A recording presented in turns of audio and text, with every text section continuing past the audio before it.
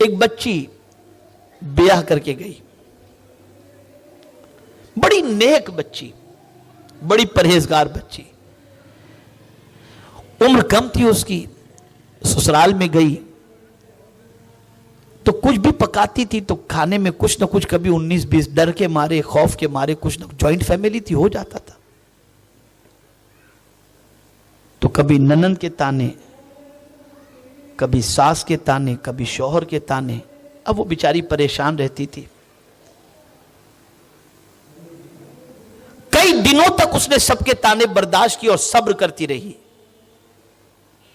ایک مرتبہ ایسا ہوا کہ صبر کا پیمانہ لبریز ہوا اور اس بچی نے جواب دینا پھر شروع کر دیا، لیکن جواب دے کر وہ مطمئن نہیں ہوتی تھی۔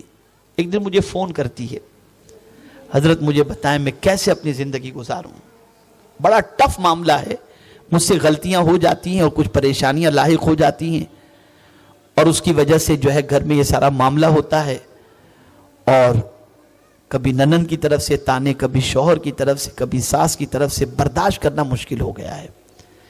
تو میں نے پہلا سوال اس سے یہ کیا، میں نے کہا بیٹی یہ بتاؤ کہ آپ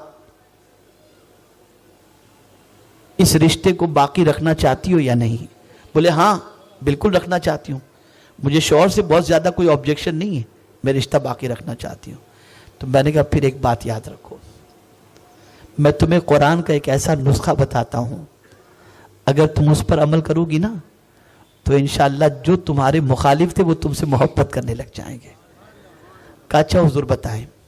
میں نے کہا قرآن کہتا ہے وَلَا تَسْتَوِي الْحَسَنَةُ وَلَا السَّيِّئَةُ اِدْفَعْ بِالَّتِي هِيَ أَحْسَنُ فَإِذَا الَّذِي بَيْنَكَ وَبَيْنَهُ عَدَاوَةٌ كَأَنَّهُ وَلِيٌّ حَمِيمٌ۔ قرآن کہتا ہے کہ نیکی اور برائی دونوں برابر نہیں ہو سکتی، تم اپنا ڈیفینس اچھے انداز سے کرو، تمہارے درمیان اور ان کے درمیان جو اختلاف ہے نا، اللہ عز و جل اس کو جگری دوستی میں تبدیل فرماؤ۔ میں نے کہا بیٹی تم کو اچھے انداز سے ڈیفینس کرنا ہے، اگر کہیں تم نے یہ غلطی کی، ہاں مجھے اپنی بیٹی سمجھ کر میری غلطی معاف کر دیجئے، آئندہ میں خیال کروں گی۔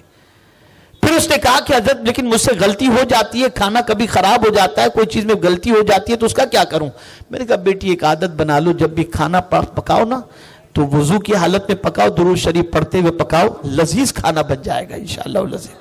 اس بچی نے یہ عادت اختیار کی، قرآن کی آیت پر عمل کرنا شروع کیا، ریونج یا سامنے بولنے کا معاملہ اس نے اپنی زندگی سے نکال دیا، اور ہمیشہ اپنے اچھے انداز سے اور اچھے کردار اور اچھے اخلاق سے دفاع کرتی رہی۔ اللہ اکبر، آج اس کی زندگی کے اندر بہار ہی بہار ہے، اور اس گھر میں پرسکون وہ زندگی گزارتی نظر آ رہی ہے۔ قرآن کی آیت زندگی بنانے کے لیے ہے، بگاڑنے کے لیے نہیں ہے۔ قرآن پر عمل کرو، یہ کتاب تمہیں دنیا میں بھی سرخروئی عطا کرے گی اور آخرت میں بھی سرخروئی عطا کرے گی۔